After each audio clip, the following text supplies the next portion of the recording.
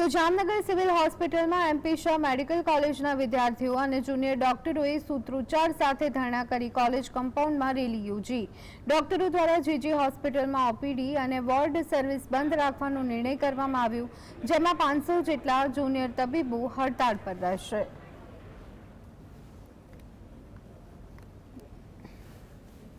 જે બનાવ બન્યો એના સંદર્ભમાં આજથી એ લોકો સ્ટ્રાઇક પર જઈ રહ્યા છે અત્યારે, એટલે એમણે આવેદનપત્ર આપ્યું છે અને મારે અધિક્ષક સાથે વાત થયેલા મુજબ જીજી હોસ્પિટલમાં બધા અધિકારીઓ હાજર છે અને એમની બધી સેવાઓ રાબેતા મુજબ ચાલુ છે।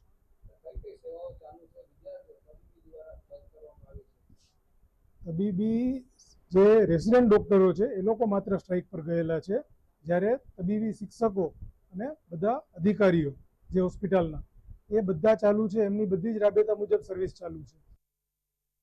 અત્યારે અમે જે સ્ટ્રાઇક કરી રહ્યા છે એનું કારણ એ છે કે કોલકાતામાં 9 ઓગસ્ટે જે સેકન્ડ યર રેસિડન્ટ હતા એમનો બળાત્કાર થયેલો છે અને એમનું મર્ડર થયેલું છે અને તેમને તાત્કાલિક ધોરણે ન્યાય મળે અને તે લોકો જે સ્ટ્રાઇક કરતા હતા 14 તારીખે રાતે તેમના ઉપર મોબ અટેક થયેલો છે 3-4 હજાર લોકો દ્વારા અને તેમને લોકોને ફરીથી મારેલા છે।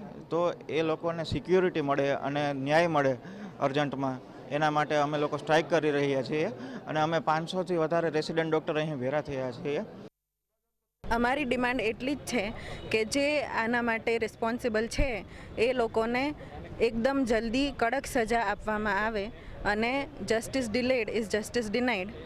અને અમાર લોકોની જ્યાં સુધી આ ડિમાન્ડ પૂરી નહીં થાય ત્યાં સુધી ખાલી એમરજન્સી સર્વિસીસ ચાલુ છે અને ઓપીડી તથા વોર્ડની સેવાઓ બંધ રાખે।